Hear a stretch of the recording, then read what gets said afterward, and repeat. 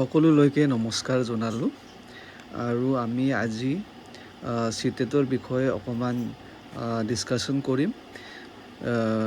এতিয়ালৈকে চাগে বহুত ল'ৰা ছোৱালীবিলাকে চিটেটৰ কাৰণে এপ্লাই কৰিলে আৰু এক্সামটো চাগে ছেপ্টেম্বৰৰ 6 তাৰিখে আছে।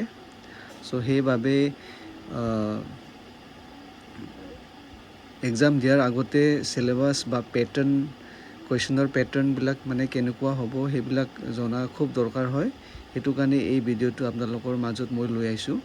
চ' প্ৰথমতে আমি চাম পেপাৰ 1 বা ক্লাছ 1ৰ পৰা ক্লাছ 5লৈকে টিচাৰ হ'বলৈ মানে কি লাগিব বা কি মানে কেনেকুৱা কুৱেশ্যন আহিব এক্সামত, সেইটো বিষয়ে আমি ডিছকাশ্যন কৰিম। চ' প্ৰথমতে ইয়াতে 5টা ছেকশ্যনছ আছে।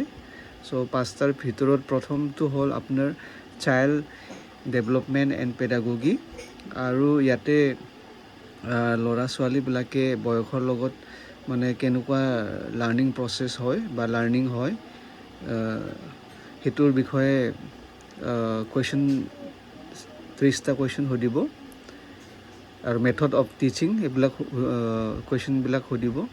তাৰপিছত হ'ল লেংগুৱেজ 1ত হ'ল আপোনাৰ অসমীয়াও হ'ব পাৰে, বড়ো হ'ব পাৰে, আৰু নেপালী, মণিপুৰী বা গাৰো এইবিলাকো হ'ব পাৰে।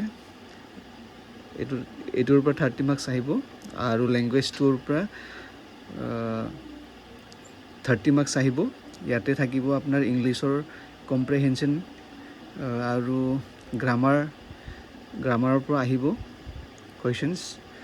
তাৰপিছত আৰু 4 নম্বৰটো হ'ল মেথছ যিখিনি মানে এই মেথছবিলাক বেছিক মেথছ সেইখিনি আহিব ইয়াতে।